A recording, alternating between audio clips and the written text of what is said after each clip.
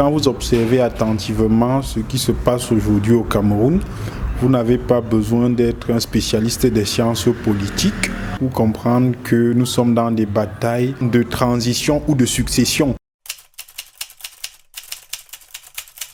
Tous ceux qui ont étudié Paul Biya savent qu'il y a certaines choses qui ne seraient pas passées, notamment en ce qui concerne le conflit MINSEP-FECAFOOT. C'est véritablement un conflit en réalité de camp. Quand vous observez, le MINSEP n'est qu'un instrument qui est utilisé par un camp et la FECAFOOT aussi est un instrument qui est utilisé par un autre camp. Et les deux camps s'affrontent pour voir qui a réellement le pouvoir ou qui contrôle réellement le pouvoir actuellement au Cameroun. Le Cameroun est actuellement en travail. C'est pour ça qu'il y a trop de secousses, parce que bientôt le bébé va naître. Donc c'est une façon de dire qu'il est même possible qu'on ait davantage des conflits incompréhensibles, des conflits qui dépassent l'entendement, des conflits paranormaux, simplement parce que le chef, il est encore en vie, mais il n'a plus toutes ses capacités. C'est une preuve aujourd'hui qu'il est généralement conseillé de pouvoir laisser le pouvoir tant qu'on a encore ses capacités.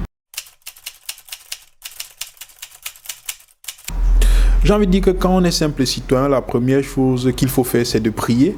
Parce que ça, il faut être vrai. Et là, c'est le conseil d'un analyste. Parce que quand vous mobilisez certains éléments, vous comprenez qu'en réalité, le Cameroun a beaucoup de problèmes. Et il est possible qu'on se retrouve dans une situation un peu compliquée parce qu'il y a des personnes qui ont détourné beaucoup de milliards et qui sont capables de financer des guerres.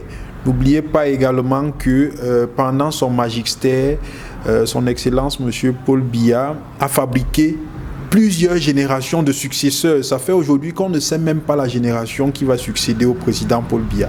Est-ce que c'est la génération de 70 ans? Est-ce que c'est la génération des personnes qui ont 60 ans? Est-ce que c'est la génération des personnes qui ont 50 ans?